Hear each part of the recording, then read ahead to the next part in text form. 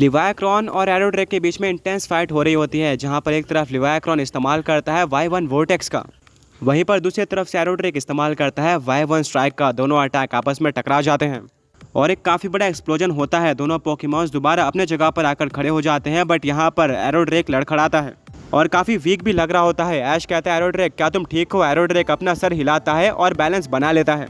वो आगे फाइट कर सकता था, बट ये ऐश के लिए कंसर्न थी क्योंकि लिवायाक्रॉन थोड़ा भारी पड़ रहा था एरोड्रैक के ऊपर। एरोड्रैक ने पिछले फाइट से भी हैवी डैमेज ले रखा था। ऐश कहता है एरोड्रैक अभी इस्तेमाल करो स्काई सॉवरेन का।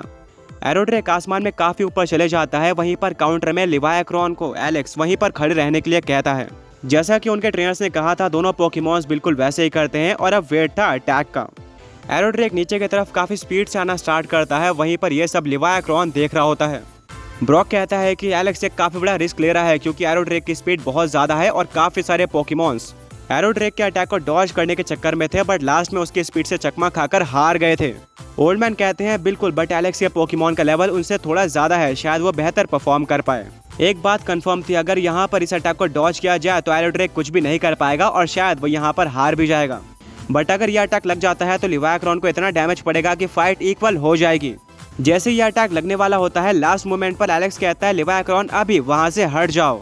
ये सब इतना फास्ट होता है कि किसी को कुछ भी नहीं दिख पाता और सिर्फ दिखता है तो एक्सप्लोजन और स्मोक।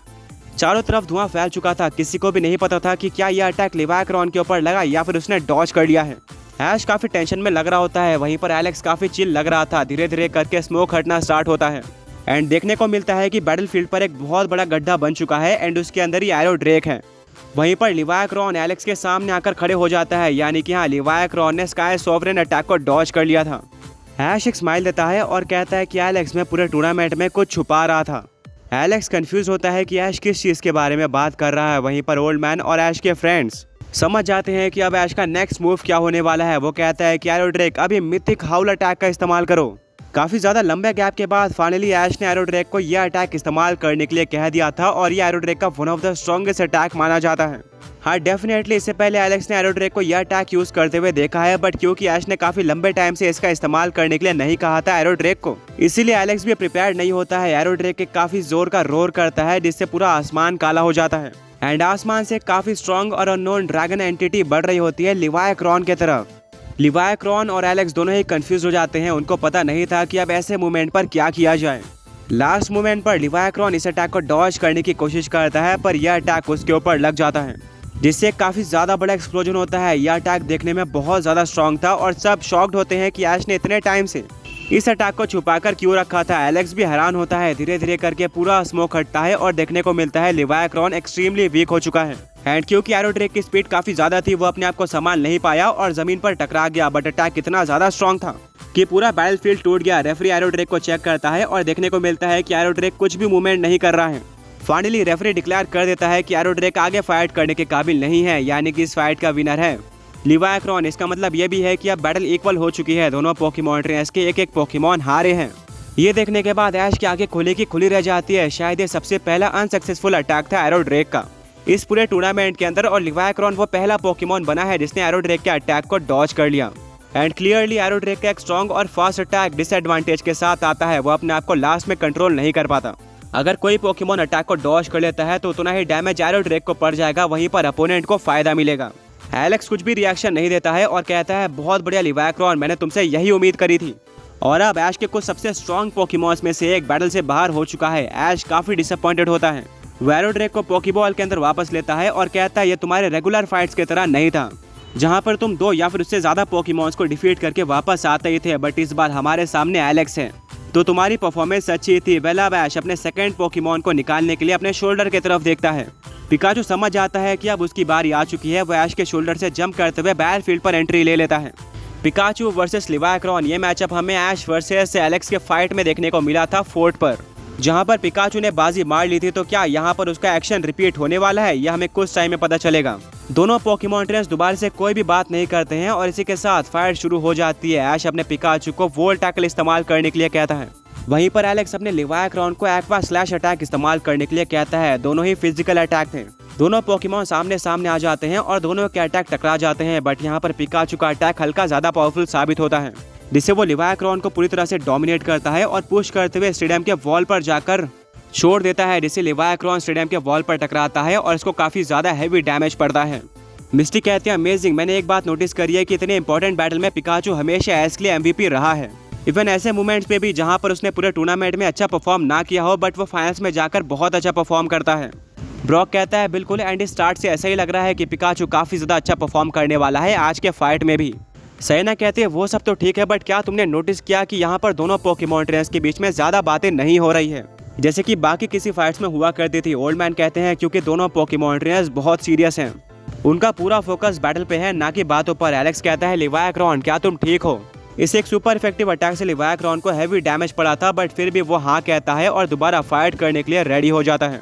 दोनों पोकेमॉन्स के बीच में कांटे की टक्कर देखने को मिलती है, जहां पर ज्यादातर फाइट में पिकाचू को एडवांटेज मिलता है उसके टैपिंग की वजह से, पर फिर भी लिवाक्रॉन भी पीछे नहीं हटता। वो ओशियन रिजेवनेशन और डीप सी फ्रीज जैसे अटैक का इस्तेमाल करके पिकाचू को डैमेज पहुंचाते रहता है और हालत ऐसी हो जाती है कि पिकाचू भी वीक हो चुका था और उसके एक पैर में इंजरी आ चुकी थी। पर आखिर में पिकाचू इस्तेमाल करता है एक जायंट इलेक्ट्रो बॉल का, वहीं पर लिवाक्रॉन इस्तेमाल करता है एबिसल टॉरेंट का। Giant electro ball abyssal torrent को डिस्ट्रॉय कर देता है और टकरा जाता है लिवाक्रॉन से, जिससे काफी बड़ा एक्सप्लोजन होता है। और जब स्मोक हटता है तो देखने को मिलता है लिवाक्रॉन पोकेमॉन हार चुका है, यानी कि अब ऐश के पास लीड आ चुकी थी। रेफरी कहता है कि अब एलेक्स के 2 पोकेमॉन हार चुके हैं, वहीं पर ऐश का सिर्फ और सिर्फ एक ही पोकेमॉन हारा है। ऐश बैटल में आगे चल रहा है। वेल सारे पोकेमॉन ट्रेनर्स काफी शॉक्ड होते हैं ऐश और पिकाचू की परफॉर्मेंस को देखकर। ऐसा कुछ होगा फाइट में ये किसी ने भी एक्सपेक्ट नहीं किया था। आगे बढ़ने से पहले पिछले पोकी क्विज के विनर्स ये रहे। एंड आज का क्वेश्चन ये है कि आपके स्क्रीन पर जो पोकेमॉन मौजूद है उसका नाम गेस करो। एलेक्स अपने लिवाक्रॉन को पोकेबॉल के अंदर वापस लेता है और कहता है शायद टाइम आ चुका है टेबल को टर्न करने का। वेल एलेक्स कभी भी हवा में बातें नहीं किया करता था, वो जो भी स्टेटमेंट देता था उसका कुछ न कुछ मतलब हुआ करता था। एंड शायद इस बार वो अपने किसी स्ट्रॉन्ग पोकेमॉन को निकालने वाला था फाइट में कमबैक करने के लिए। सभी लोग काफी ज्यादा सस्पेंस में होते हैं। एलेक्स अपने 3rd पोकेबॉल को बाहर निकालता है और कहता है तुम पर मुझे बहुत भरोसा है, यहाँ से हम बैटल को पूरी तरह से टर्न कर देंगे और फाइट ऐश के हाथ से बाहर आ जाएगी। अभी बाहर आ जाओ एटरॉक्स। एलेक्स का एटरॉक्स बैटलफील्ड पर एंट्री मार देता है, जिससे पूरा का पूरा वेदर काला हो जाता है। ऑडियंस का रिएक्शन देखने लायक था। इवन ऐश के फ्रेंड्स ऐश और ओल्ड मैन भी शॉक्ड होते हैं। उन्होंने एक्सपेक्ट नहीं किया था कि एलेक्स एटरॉक्स को इतना जल्दी इस्तेमाल करेगा, क्योंकि वो तो एलेक्स का लास्ट रिजॉर्ट पोकेमॉन था एंड वो एओन थीरियन का राइवल होने वाला था फाइट में। ये अनएक्सपेक्टेड था। मिस्टी कहती है ओल्ड मैन क्या इसका मतलब ये है कि एलेक्स अपने लास्ट पोकेमॉन की तरह अब ब्लिज़ार्ड को इस्तेमाल करने वाला है? ओल्ड मैन कहते हो सकता है, फिलहाल के लिए मैं एलेक्स के माइंड को रीड नहीं कर सकता। दोनों पोकेमॉन ट्रेनर्स अपने पीक पर आ चुके हैं। वेल अगर ओल्ड मैन भी दोनों पोकेमॉन ट्रेनर्स में से किसी का भी माइंड रीड नहीं कर पा रहे थे तो पता चलता है दोनों पोकेमॉन ट्रेनर्स कितने फ्लो में हैं। ऐश कहता है पिकाचू तुम्हें थोड़ी संभल के फाइट करनी होगी, क्योंकि एटरॉक्स एक काफी स्ट्रॉन्ग पोकेमॉन है, बट हमसे स्ट्रॉन्ग नहीं है, हम इस फाइट को जीत सकते हैं। पिकाचू भी रेडी होता है फाइट के लिए। इससे पहले कि फायर स्टार्ट होते पिकाचू की पूरी बॉडी ग्लो करने लगती है और उसके अंदर से काफी सारी इलेक्ट्रिसिटी बाहर आती है, जिससे एक बहुत बड़ा एक्सप्लोजन होता है और इसे डायरेक्टली एटरॉक्स को भी डैमेज पड़ता है और ये इलेक्ट्रिसिटी स्टेडियम के बाहर भी जाती है। यानी कि पिकाचू ने भी अपने सीक्रेट फॉर्म को अनलॉक कर दिया था और वो भी अपने पीक पर आ चुका था। फायर शुरू हो जाती है। ऐश कहता है पिकाचू अभी वोल्ट टैकल अटैक का इस्तेमाल करो।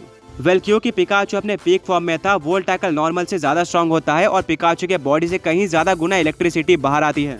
वो काफी हाई स्पीड से एटरॉक्स की तरफ आगे बढ़ रहा होता है। वहीं पर एलेक्स कहता है कि पिकाचू अपने हार की तरफ ही बढ़ रहा है। एटरॉक्स अभी वॉइड कैटाक्लिज्म अटैक का इस्तेमाल करो। वेल एटरॉक्स की बॉडी ब्लैक कलर में ग्लो होना स्टार्ट होती है एंड उसके बॉडी से कुछ एविल एनर्जी बाहर आती है। पिकाचू ने अभी आधा रास्ता ही ट्रैवल किया था कि तभी पूरे की पूरी बैटलफील्ड ब्लास्ट हो जाती है। सभी लोग हैरान हो जाते हैं कि आखिर एटरॉक्स ने ये क्या कर दिया है और ये कैसे पॉसिबल हो सकता है।